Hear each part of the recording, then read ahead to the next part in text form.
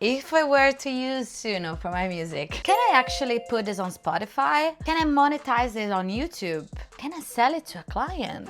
Is the song actually mine? The short answer is it depends. It depends on 4 main things. Which Suno plan did you use? When did you generate the song? What did you put into Suno? Did you just click on those random 2 dots? Did you upload your own material? Where do you want to release it? How do you want to use it? YouTube, Spotify, sync licensing. I will try to cover all of this 4 key points. Stay till the end. Hit subscribe because this video is gonna be very interesting. Just a quick disclaimer before we start. I'm a music producer, I'm not a lawyer. I made my researches. I wrote this interesting blog article where you can check all of these details. Let's go to point 1. If you create a song with Suno on a free plan, treat it as personal, non-commercial use. That means that it is great for brainstorming. It is like jamming with your friend, singing your song on a very accurate type beat. Like you can just get out of your writer's block, but you should not treat it as something you can upload to Spotify, as something that you can sell to someone. Think of Suno as your creative playground. If you create a song with Suno while you are on a pro plan, then commercial use may be allowed under Suno's terms. That means you may be able to monetize it, distribute it, sell it, and publish it. But, and this is very important, paid plan does not automatically mean 0 problems, because Suno terms are only one part of the picture. So we have this chain. Suno is here. You are here, the creator that gives the machine something to create, right? The product is here. And then you have to deal with the product, even if you paid the machine to create the product.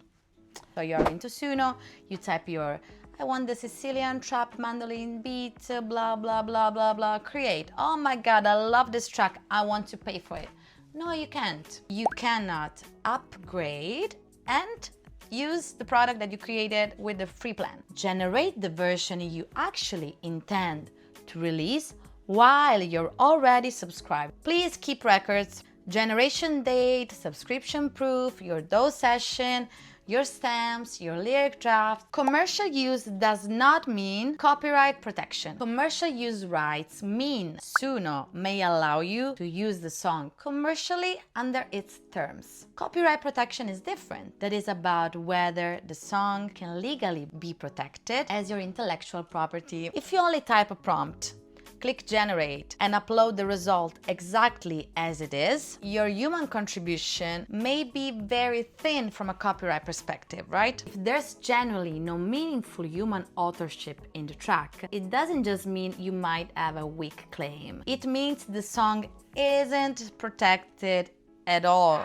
Anyone could take it. Subscribe for more videos like this. What if I just re-recorded myself? If Suno generated the melody, lyrics, hook, or top line while you were using the free plan, those elements are still part of the free plan output. Re-recording them yourself does not automatically remove the original limitation. You can copy the vibe, but you cannot copy the exact same melody, lyrics, and even here we will go into another legal loophole. You can just use it and be like, oh my God, this is my reference track.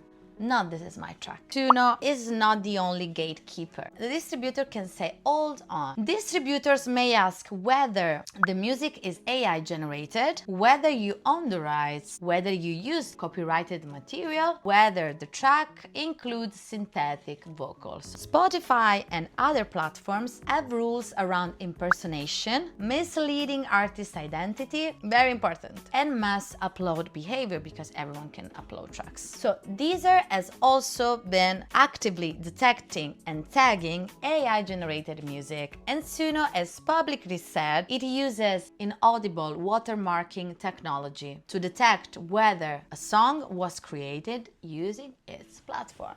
So no, this is not just about deleting AI from the metadata, just cheating, you know.